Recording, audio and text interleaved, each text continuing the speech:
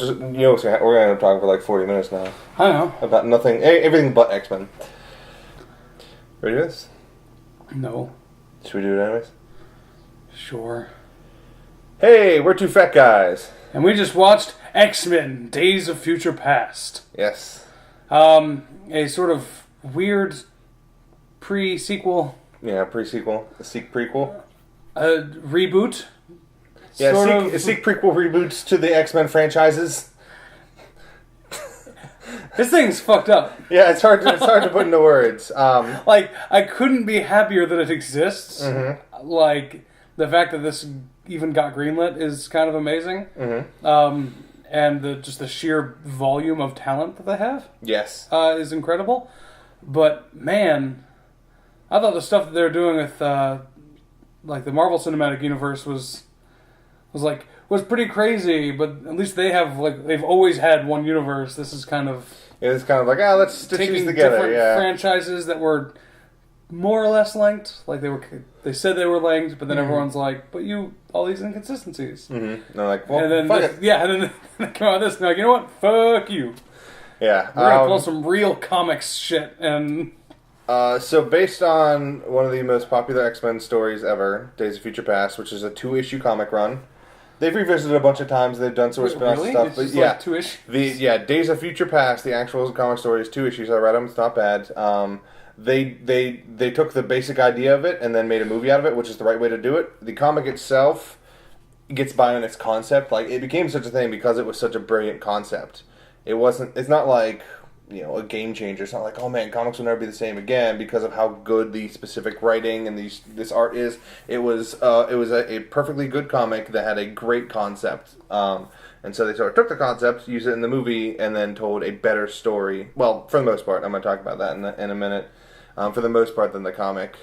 Really enjoyable though. It was just such a treat. It felt like a film full of fan service a little bit because I'm like, I could see all the old X-Men and all the new X-Men and all together and doing funny little references, and they had one F word and it was great. Yeah, it was a callback. A callback F word. First classes F word. Yeah, it was a callback to a cameo. Made it like a one-off joke, like a serious emotional moment. Which I'm like, if you could do that, yeah, no, it was. Here's to you. That was pretty impressive. So let's just go through a few like little moments and beats of the movie we want to talk about, and then we'll talk about some of the concepts, and then we'll go on and I'll give some thoughts to make the internet angry. Yeah, we're going to talk a little spoilery. I mean, this isn't the kind of movie that's filled with spoilers, but I do want to kind of talk about what it means for the future of the series, so that might come up.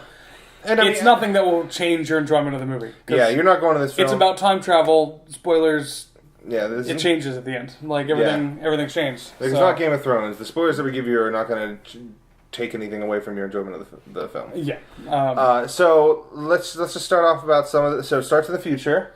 We got a very nice action sequence. A lot of cool choreography. Starts off, and because of the time travel element, they made a really smart decision. Like, you know what we get to do? We get to show the ruthless murder of a lot of beloved X-Men. Yeah. So they had Iceman and all these other X-Men getting murdered pretty hard and viciously. Yeah. Like, right off the bat. That's how they get you in the movie. Like, all right, here you go. Death. But because of the time travel element, essentially they also introduced that because then, like, all of that is undone. So we get to see it play out, and then it's undone because of time travel. Yeah. So all those characters are still alive and kicking, which was a very smart decision by the filmmakers. Yeah, and it also shows off their time travel device before using it for the plot. Yeah, before using it in a grand scale for the plot, it's a small isolated thing that makes I can easily grasp my mind around this concept. Because when you put it at the grand scale, I heard a lot of stupid people, well, probably people, but I think of them as stupid people, who are like, this is too confusing to follow this time travel nonsense. I'm like, first off, it's not. It's not that hard. But they were smart enough, like, okay, in case you have a hard time with this, here is like a 4-day example. Yeah. A very small little example you can look at, understand. You can't get lost during it. Plus, it was a really nice choreographed fight. The Sentinels looked great. The effects looked great. And I'm glad they didn't spend a whole lot of time trying to get to know these new mutants. They spent zero time. Because like, if you didn't know them, you would like some of them. I had asked my friend. I was like, "Hey, just so I remember, what is his power?" I think it was Warpath. I was like, "What is I still don't know Warpath's power." He is super good at knives. From what he told me, it's like Captain America-ish. He's kind of like the peak of physical Gotcha. capability. Like he can see far and hear really good, and he's like in really good shape. Yeah, but like not anything more than any normal human could do, but totally more than what a normal human could do. Yeah, it's kind of like that. I mean, I may be getting this wrong, and whatever, internet, the 4 of you who watch this can get angry later. But yeah, so they didn't waste a whole lot of time. Bishop's in there, which is great. Like, I hope they actually do the proper Bishop stuff with Bishop. Mm-hmm. But I mean, he looked great. He had the nice M on his eye. He looked angry. Hitting all the bullet points hitting all the bullet points I need out of Bishop just in a quick appearance. Yeah, they made I really liked Blink. Yes, her power. Which it was visually very interesting. Yeah, it was basically she could make portals like in Portal. That was the other thing, yeah. And she used it effectively, like in Portal. Yeah, as much as I like Bishop, that was about the only knock on him, is that he didn't have a visually interesting enough power. But since, like, Cyclops wasn't there, it made up for that sort of role. Yeah, I have energy projection. Yeah, it's the sort of thing we've seen before, but since he wasn't there, it's okay. So they were, like, in all those fights, like, the groups they had, like, hey, these are all very visually different powers, which is very smart to consider when you're going for a comic book movie.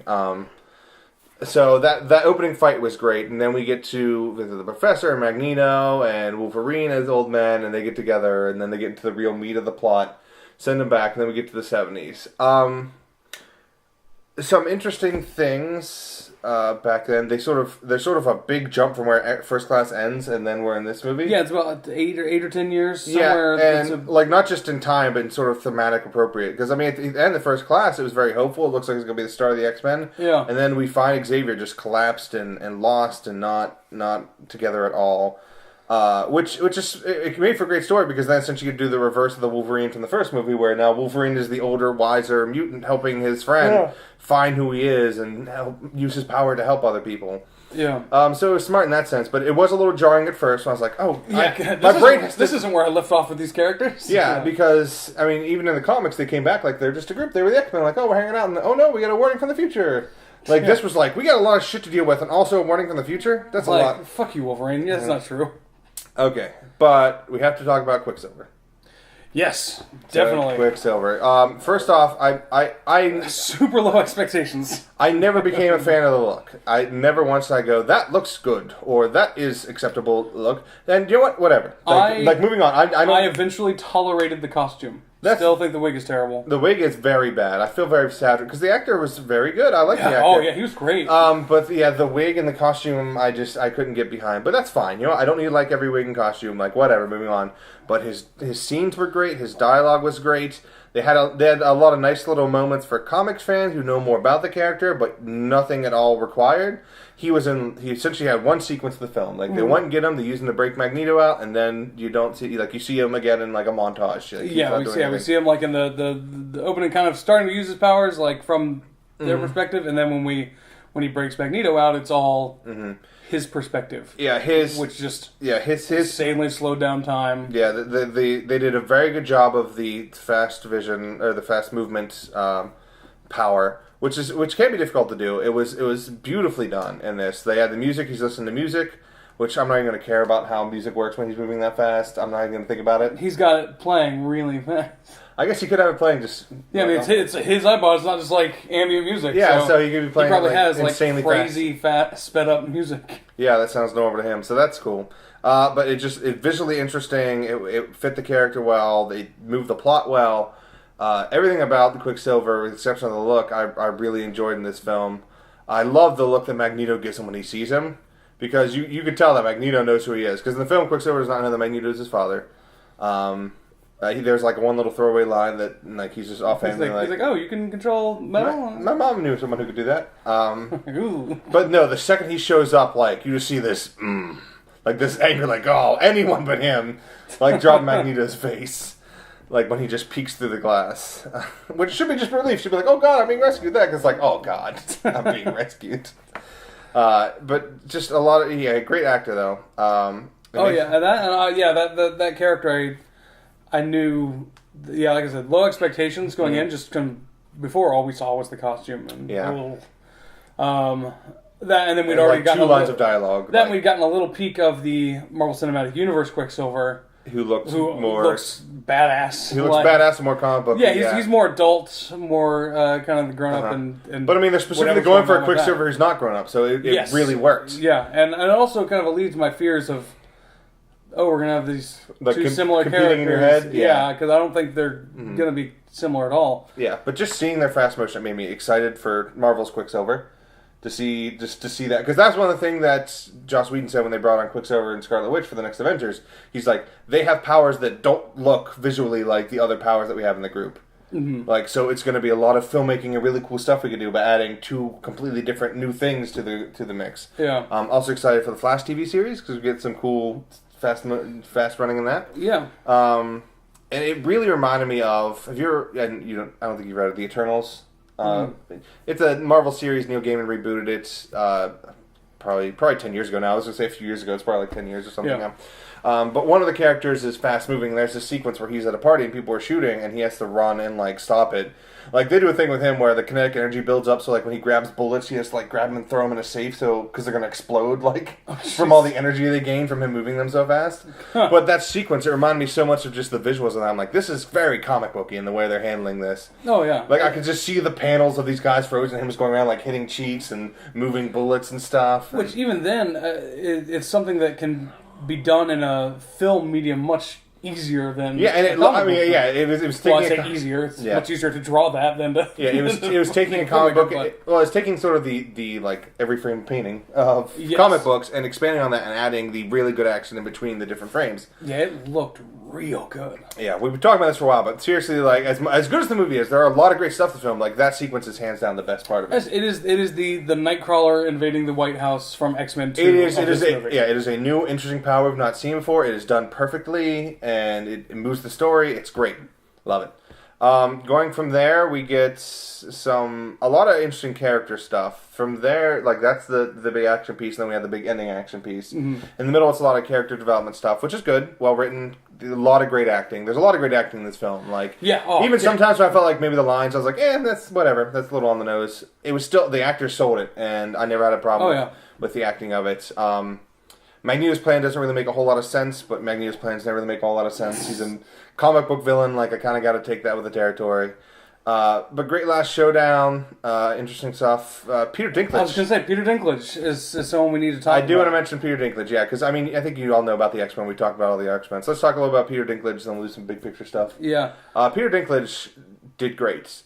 First off, I just want to say that I think it's awesome that it's not like Bolivar Trask is a little person, and they needed to cast a little person. Yeah. Oh my god. Yeah. I just read an article about this. Yeah.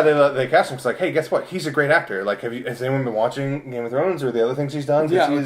There's not a single line that even mentions. I read an interview with him where he said like he used it sort of inform his performance, but it wasn't because I mean that is a mutation of the genome. Yeah. It is still. It's not ignoring the fact that he's a dwarf, but it wasn't integral to the plot or the character. It was just him. It was just the actor, like, oh, we have this character, and we're going to bring in Peter Dinklage because he's good. Yeah. But his performance is very good. He had sort of a very single-mindedness about him that you needed a villain without he wasn't like mustache twirling. Yeah, because he was pragmatic. He's in the right, as far as he's concerned. Yeah. Which is the most interesting villains are the ones that are like don't think themselves as evil and like not even like no one thinks themselves as evil. Like he had a lot of good points. Like no one can argue. What? Mutants are dangerous. Like I'm just going to throw that out there. Yeah, no one can argue with his points up to his end solution. It's like okay, here's why they're dangerous. Here's what's going on in the world. And here's what's going to happen in a few years from now. I think we need to have these machines that can kill them. Like that's the part where you get them. Like you know what? Like yeah, these people have powers that like are beyond weapons. Like that we license people to have. Like all that makes sense. But then you get to the point of ignoring the fact that they're people and like, well, whatever, like we need to keep tabs on them and put them on lists, and that's where it goes wrong. But up to that point, no one can argue with him, and that's what makes him such a good villain. Is that like, well, I mean, he's not a villain; he's an antagonist. Yeah, he's an antagonist. That's a good point. He's not really a villain; he's an antagonist. It's a Boulevard Trask movie. Yeah. But he did a great job. This movie is 70s as shit. Yeah, it's they really pitched hard. They're like, hey, we're in the past. Well, it was great because that's one thing I like about coming from First Class, where First Class was very 60s and had that aesthetic and all of everything was informed by that era. Mm-hmm. And then this is a new era. Mm-hmm. It is just like how First Class was after we'd been getting a whole bunch of modern X-Men movies and getting to see these sorts of characters dealing with problems in that era. Yeah. This is a new thing, and I'm looking forward to. I think they said the next one, Age of Apocalypse, is 80s. actually going to be in the 80s. Yeah, that checks out. So at the end of the film, we get the reboot of the future universe. The I didn't make X-Men 3, so fuck you moment, which is great. Yeah. Essentially, so they bring back pretty much everyone that... Yeah, well, they open up the door to bring back anyone ever and also make new people. Like, Scott's alive, Jean's alive, Beast's there, Rogue's there, and Rogue can hold hands with... Rogue learned to control her powers, apparently, or... Oh, I didn't even notice that. Yeah, she holds hands with Iceman. Fucking awesome. Yeah, so either she learned... It was great. Either she learned to control her powers, or, I mean, I guess they still could have come up with a cure and... fixed her, but I feel like yeah, it's just she just took the cure. Yeah, but I feel like the implication is that she's they handled the whole cure situation better. It was more like a volunteer thing. Like, hey, if you have powers that are causing problems here. Like, first off, it was a volunteer thing, but I'm not going to go into that. Yeah, but like, so it was a volunteer thing when they were loading weapons with it. That's fair. A lot of really cool things. You get one of the things I love in time travel, a very Doc Brown moment where. Like, when Wolverine at the end goes to see Professor X, he's like, oh, we can finally talk about all this. He's like, you have no idea how hard it was for me not to talk to you about this. Yeah, he's like, oh, you're you now? Okay, now we can... So you're you who remembers going to the past? Okay, we're good.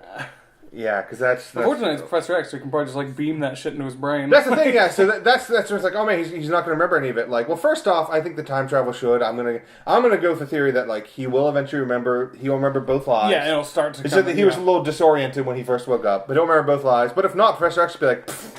Yeah, that, and you're also gonna be a little disoriented when you're Wolverine and you wake up and you see Jean there. Yeah. Like, fuck, I thought I was over this. Yeah. Wasn't that what that other Wolverine movie was about? No, it's about World War II. When you're paying attention, it's the whole thing. But it's a really nice moment, and it's great. You get the Kelsey Grammer. Just for a second, this Beast walking by saying, like, "Hey, I'm still here." Exactly right. Because I mean, he was a great cast. So good. So I'm glad they brought him back for a cameo, and they were terrible about keeping the secret because it was very late. From what I hear, that was like one of the last things they filmed was his little cameo. They didn't pick ups.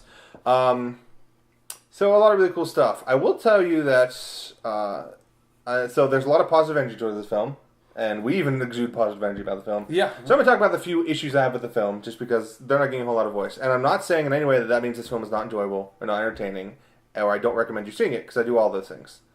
And this is kind of a complaint about the X-Men as a franchise, not just films.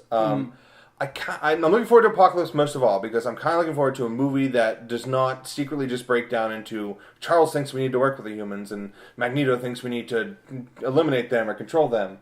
Like, every movie is that. Like, okay, yeah, Dark Phoenix is around, but also this is happening underneath it. Yes. It's like, oh, okay, well, this is happening, but also this is happening underneath it. Like, oh, okay, well, the Bay of Pigs, but also this is happening. Like, every single film is that. Not once have they done an X-Men film that's yet to be about that. And X-Men Origins Wolverine. Nope, sorry, secretly about that. Damn it. If you pay attention, it's subtext, but I mean with the full X-Men. So I'm really looking forward to a film that has Magneto and has a Professor X, and they both go, holy shit, let's fucking deal with this. Like, we don't got time to fight. So I think Apocalypse is going to be a nice, like, okay, we can both agree to just fucking try to live for a hot second. Like, can we just fight this guy so we all don't die forever? Okay, that's the plan.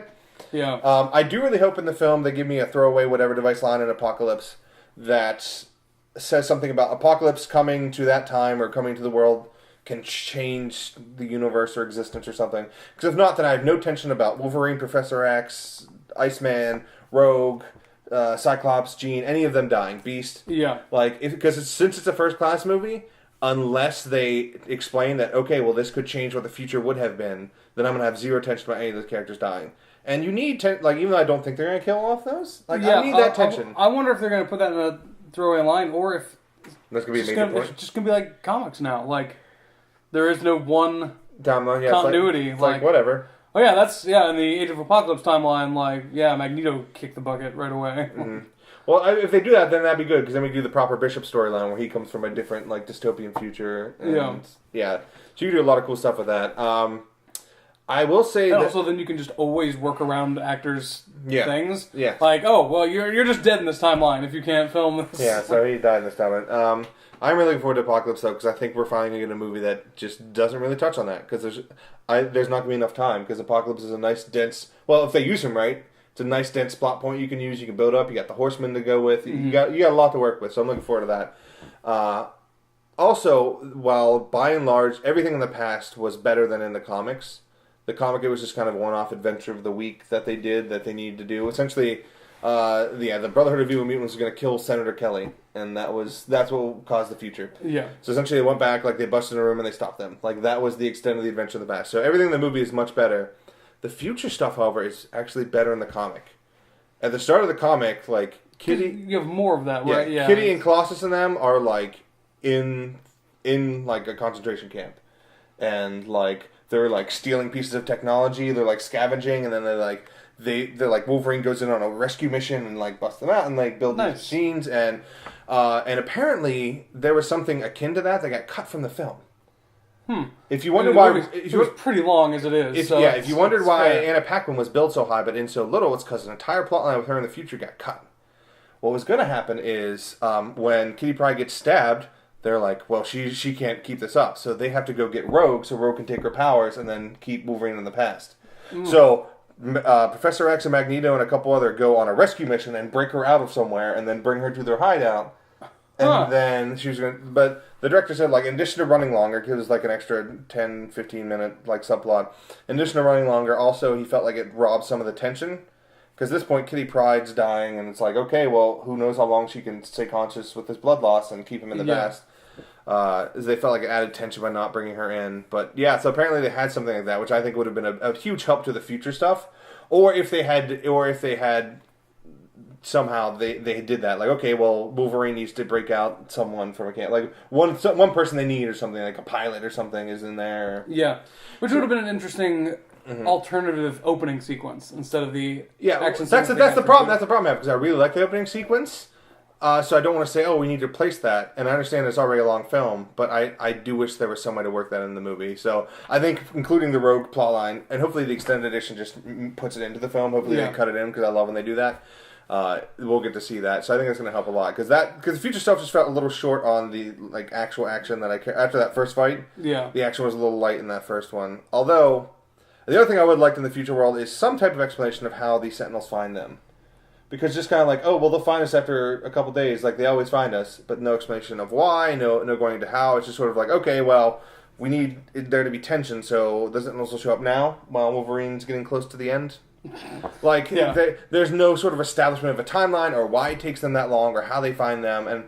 And like I said, maybe they don't even know. They just show up. Like I said, I understand there's a long-ass movie and there's not really a place to put this stuff, but I was left, like, they went with a visual spectacle and they gave you everything you want out of the sort of the visuals of the future, but they didn't give you much of the plot that you would need in the future. So, I mean, you don't have time. There's not a whole lot of time. Because if you cut out a lot of stuff from the past, then it's going to feel shorter or the characters are going to develop too quickly or too slowly. So there's just a few little things I had, but like I said, I think for me, kind of in conclusion, like going into this movie, I was looking forward to this movie just because the concept of bringing these franchises together, and I was expecting to go out of this being like, okay, I am finished with the X-Men movies. Like now, hopefully they'll just let that revert back to Marvel, and then we'll deal with that then. I also thought that too. Like I was going in, I was like, all right, this will be a nice tie together for both of those. They'll reboot it, they'll do something else, but these franchises will be done, and I'll be okay with that. But then, man, by the end, I'll be damned if by the end of this movie I wasn't like, fuck yeah, Age of Apocalypse, let's do this. Like, let's keep this train rolling, especially when they rebooted everything. Especially when they get some crossover with Fantastic Four, which is going to be nice. That's them, right? Yeah, because it's Fox. It is Fox. Yeah. Yep. Yeah, because Spider-Man's just Spider-Man and all his... Just Spider-Man has so many villains that you can make sort of a... Which apparently Sony and Marvel have been talking. Oh, nothing would make me happier. Because they're... Like, nothing official or anything, but they have... Like I said, like they were already kind of cool with the Oscorp building almost thing. It's like the basic idea, like, hey, do we all like money here? Can we all agree that we love money? They're at the table. There's been some speculation that the next Spider-Man movie will be... co-funded and co-produced or profit shared by Marvel and Sony. Well, I also find this interesting. Do you know? Well, when they bought Marvel, Disney bought Marvel for $4 billion. Yeah, they have such They just bought Star Wars on a whim. Like they have such infinite pockets. I feel like eventually it's going to reach a point where Sony's made enough movies and got a lot, and they're like, "Hey, here's an obscene number. Can we have Spider-Man back?" And they're like, "Okay." Yeah. So I think this is a good step. Like, okay, we're co-sharing it money, and then maybe like, okay, we'll give you so much of the gross of the Spider-Man films. Yeah. If you give us the rights back, because that's well, even like a profits like co-funding profit split thing like that benefits them both as it lessens the risk. Yes. Like it lessens the rewards to some extent, but it also, like I said, severely lessens that risk. And Hollywood's very risk averse, so yeah. So it's helpful, and especially with all the speculations that eventually we're going to hit kind of the bubble of these superhero. And man, movies. I just want to watch Tony Stark deal with Peter Parker. Just this kid who was actually smart enough to like keep up with him, but just annoying as shit. Just god damn, could you?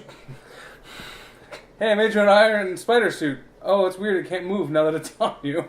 That's super weird. Must be a bug. Bug. All right. But as we're talking about X-Men, obviously. Yep. Yeah, X-Men Days of Future Past. If you haven't seen it now, go see it. It'll be at the dollar theaters in a month or something. So. Yeah, we're a bit late on this, but yes. Yay. So when will they see us next? Fuck, I don't know. Guardians of the Galaxy? Yeah, that'll be the next Marvel thing. So this is, next Marvel Madness issue is Guardians of the Galaxy. Yeah. Yeah, and that'll be... Okay, yeah, that'll be 4, because we're probably going to do talk about Agents of S.H.I.E.L.D. when that Blu-ray comes out. Yeah. Which will be in September. Yeah, so that's something to look forward to, Marvel fans. We are doing, we're going to do a sort of video on all of Season 1 of Agents of S.H.I.E.L.D. And then we'll probably keep that format for TV shows, so that Agent Carter, the Netflix series, will probably do those sort of things as well. Though they're going to do like a first half of Agents of S.H.I.E.L.D., then Agent Carter, and then back half of Agents of S.H.I.E.L.D. Which should help. So it's going to like keep it running, so we could probably even break the Agents of S.H.I.E.L.D. into 2 videos. If we feel like we have enough to talk about, which we talked about, we talked a while for a film we thought we had nothing to say about. That's true, so we could probably talk about it. Yeah. Although we just spent a lot of time talking about Spider-Man. But, alright, well, see you next bye. time. Bye. It's very important that he would stop. The audio can't tell I'm texting. The video can. Well, I'm not going to play the video for this part. You don't know. Do know. Well, you just mentioned that you're texting, so now the audio knows. Well, you're right. You're always right. Man, Spaceballs, right? What marathon do we have to watch Spaceballs on? Mel Brooks. I guess we should do some Mel Brooks marathon now. I mean, I have the Mel Brooks collection. Yeah, that's fair. And there are those I haven't seen. Yeah, there are some I haven't seen either. To be or not to be, High Anxiety. 12 Chairs. 12 Chairs. High Anxiety. I mean, I haven't seen the first 11 Chairs either.